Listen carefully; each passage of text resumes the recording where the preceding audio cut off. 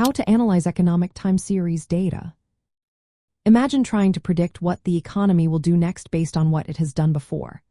That's what analyzing economic time series data is all about. It's like looking at a long movie of economic indicators and trying to spot patterns. When we talk about economic data sources, we mean things like gross domestic product, inflation rates, unemployment figures, and interest rates. These are collected regularly, maybe every month or quarter, so they form a sequence over time. Because of this, the data points are connected, and past values influence future ones. The first step is to understand what kind of data you're working with. Is it stable or does it have trends and seasonal effects? Many economic data series are non-stationary, meaning their average or variance changes over time.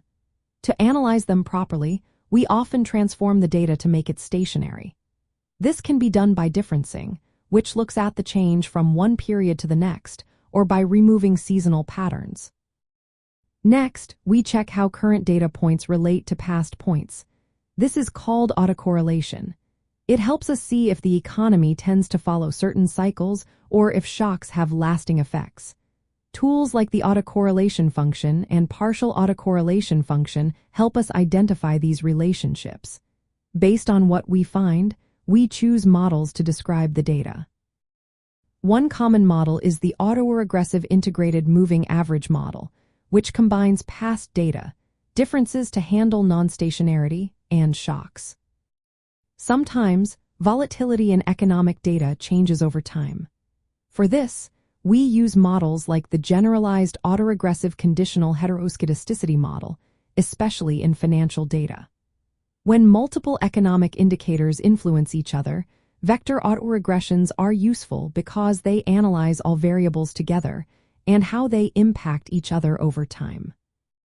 Before fitting models, it's important to remove seasonal effects to avoid misleading results. Once the model is built, we forecast future data points and check how accurate these predictions are. These forecasts help policymakers decide on interest rates, government spending, or other economic policies. They also help businesses plan for the future. In macroeconomics, analyzing time series data helps us understand how economic shocks spread and how the economy fluctuates. Combining statistical models with economic theories, like dynamic stochastic general equilibrium models, allows us to interpret the data better. The practical steps include collecting reliable data, visualizing it to see trends, testing for stationarity, transforming data if needed, choosing the right models, estimating parameters, validating the models, and finally interpreting the results in the context of economic policies.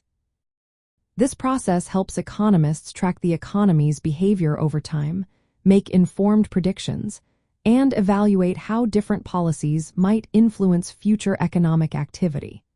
It's a powerful way to turn raw data into meaningful insights that guide decision-making in the world of macroeconomics.